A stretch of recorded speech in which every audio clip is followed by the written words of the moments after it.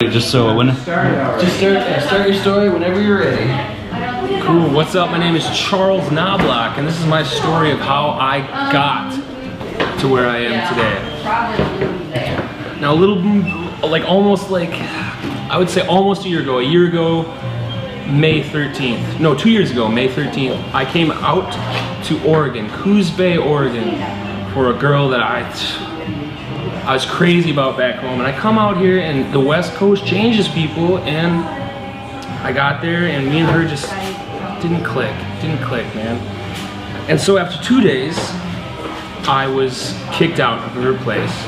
And from her place, there was a big fight, words were said, plates were thrown, and she leaves, and she's got 2 roommates who are around my same age. And they say, you know, you're on the West Coast, why not enjoy that? Why not just go out and do whatever you want?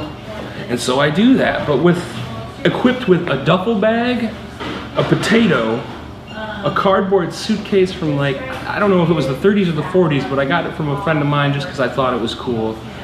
And in that was just writings and poetry of mine. And then the duffel bag consisted of clothes I didn't need for California, and like I said, the potato and the ramen noodles. And out in the Oregon forest for a week, kind of heartbroken and just completely at a loss of what to do with my life. Didn't have much of a life back home.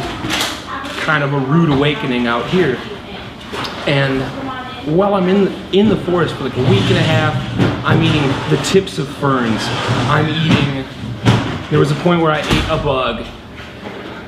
And in that, everything kind of came into one. I could see what things were. And I got out of that forest and I hiked around for a while with a few buddies and stuff. And I ended up in Garberville, California. Garberville, California, if you don't know, is a huge part of the marijuana industry. And while I'm there, pretty much that's all I did. It was pretty baked all the time. But as I was camping, the strangest things happened. I was out, you know, kind of foraging for my own food, but also, you know, going into town and getting food.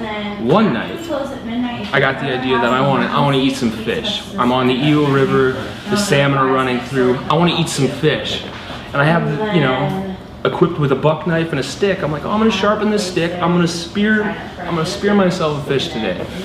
It took like 4 hours. I never speared a fish, but I ended up lashing my buck knife to a stick and kind of slashing a fish. And well, the bleeding fish floats downstream. I get him, I clean him, I, you know, eat him, cook him over fire and everything. It was wonderful.